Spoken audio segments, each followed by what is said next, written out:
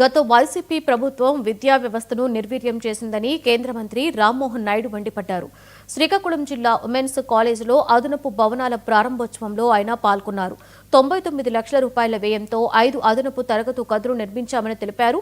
విద్యా వ్యవస్థకు కూటమి ప్రభుత్వం పెద్దపీట వేస్తోందని, ఆధ్యాత్మిక టెక్నాలజీతో విద్యార్థులకు విద్యా బోధన అందించే విధంగా చర్యలు తీసుకుంటున్నట్లుగా చెప్పారు. విద్యార్థుల మైండ్ క్లియర్ గా ఉండాలి అంటే ఆటలు ఆడాలని రామ్మోహన్ సూచించారు. కళాశాల అభివృద్ధికి అన్ని విధాలుగా సహాయ సహకారాలు అందిస్తామని హామీ ఇచ్చారు.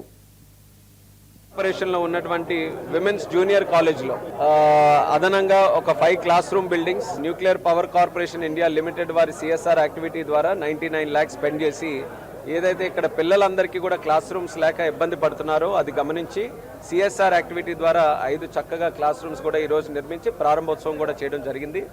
ఈరోజు మంచి టైంలో 6 to 7 monthsలోనే కన్స్ట్రక్షన్ కూడా చేసాం. క్వాలిటీ క్లాస్ రూమ్ ఇన్ఫ్రాస్ట్రక్చర్ ఇచ్చాం. దీని అన్నిటికీ కూడా మాకు ఇన్స్పిరేషన్ ఈరోజు ఐటీ ఎడ్యుకేషన్ మినిస్టర్ లోకేష్ అన్న గారు. మన ఆంధ్రప్రదేశ్ రాష్ట్రం ఎడ్యుకేషన్ సెక్టర్లో దేశంలోనే నంబర్ 1గా ఉండాలి అని ప్రతి ఒక్క స్కూల్లో ప్రతి కాలేజీలో కావాల్సినటువంటి ఇన్ఫ్రాస్ట్రక్చర్ నుంచి కరికులం దగ్గర నుంచి స్టూడెంట్స్కి ఏవేవైతే ఫెసిలిటీస్ మనం క్రియేట్ చేయాలో వాళ్ళని ఇన్స్పైర్ చేయడం మోటివేట్ చేయడానికి ఎలాంటి ఎన్వైర్న్మెంట్ స్కూల్స్లో కాలేజెస్లో క్రియేట్ చేయాలో ఆయన ఈరోజు సంస్కరణలు తీసుకొని వచ్చి ఆంధ్రప్రదేశ్ రాష్ట్రాన్ని ముందంజలో పెడుతున్నారు.